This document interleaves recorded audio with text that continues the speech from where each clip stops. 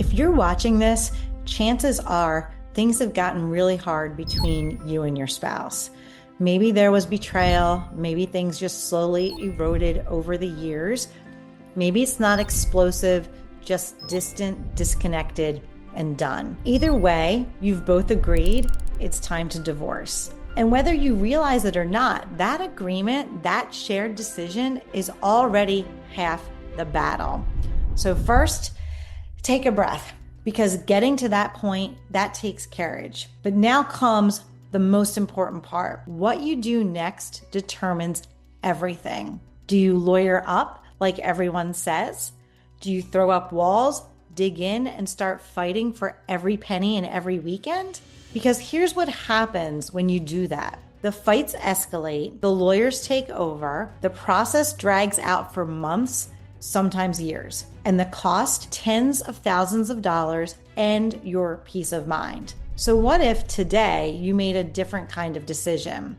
What if winning didn't mean getting more in the settlement, but getting out with your sanity, your dignity, and your future intact? What if your divorce didn't wreck your finances, didn't traumatize your kids, didn't sabotage your chance at a healthy relationship down the line? I'm a former divorce attorney who saw how damaging the traditional system really is, and I walked away to create something better. I've guided nearly 1,000 couples through a peaceful, structured transition that keeps them out of court and keeps the focus on resolution, not revenge. In this video, I'll share 3 strategic moves every smart couple should make right now to keep their divorce from turning into a disaster and to protect what actually matters. Let's get into it. Step 1, don't let lawyers set the tone. The minute you each hire a lawyer, the tone shifts. What might have been hard but civil suddenly becomes adversarial. Why?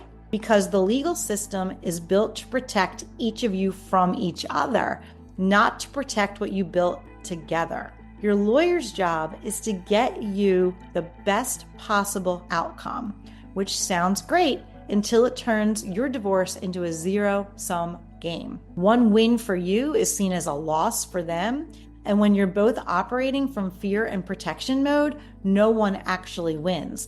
You just drain your bank accounts and destroy any chance at peaceful co-parenting. So if you truly want an amicable divorce, you need to be the one to set the tone before lawyers, before filing, before the courtrooms get involved. You have more power than you think. Use it wisely. Step 2 is choose a process built for peace. This is where most couples go wrong. They assume that court is inevitable.